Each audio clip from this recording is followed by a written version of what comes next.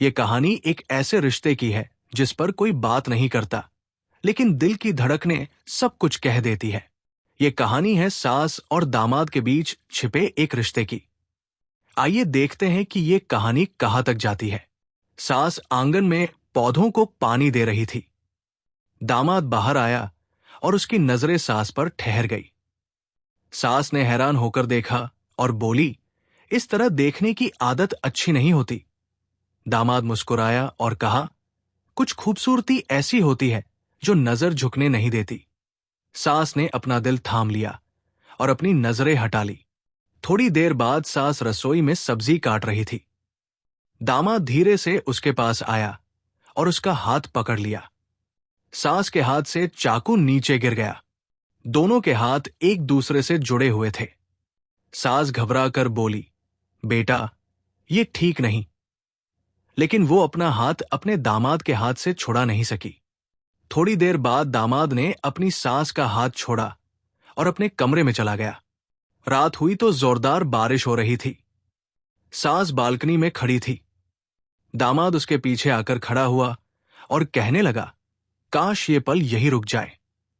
सास पीछे मुड़ी और बोली, तुम्हारे शब्द तुम्हारी हरकतों से आगे बढ़ रहे हैं।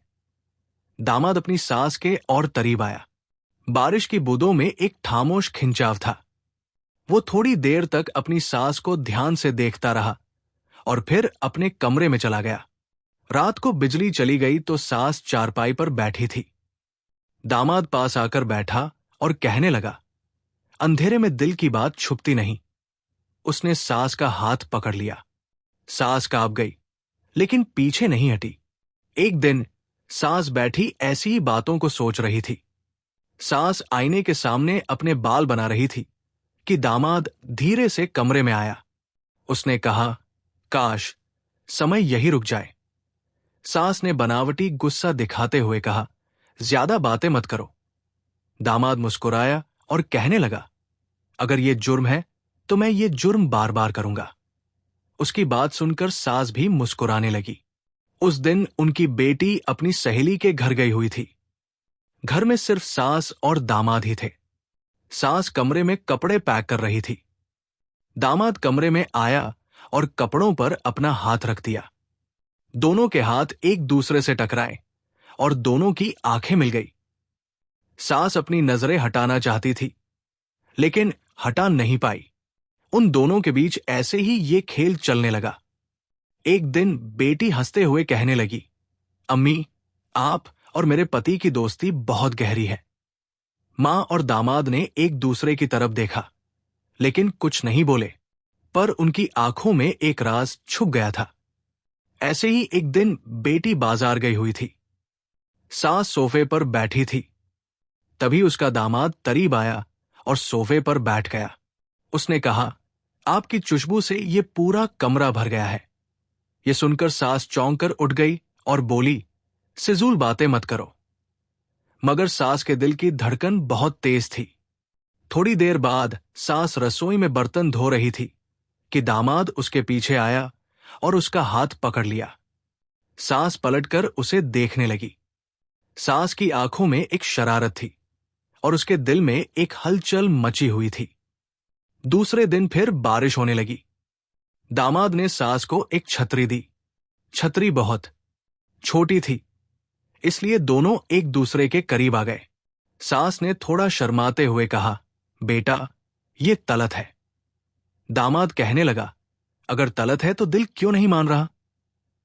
दामाद की बात सुनकर सास खामोश रही और उसने अपनी नजरें झुका ली। रात का समय था। बेटी कमरे में सो चुकी थी। मां आंगन में बैठी थी। दामाद उसके पास आया और कहने लगा, अम्मी, मैं सो नहीं पा रहा। सास ने कहा, ये सब छोड़ दो। दामाद ने अपनी सास का हाथ पकड़ा और कहने लगा, अगर छोड़ना भी चाहो तो नहीं छोड़ सकता। सास ने अपना हाथ नहीं छुड़ाया। सास एक बार फिर आईने के सामने खड़ी थी।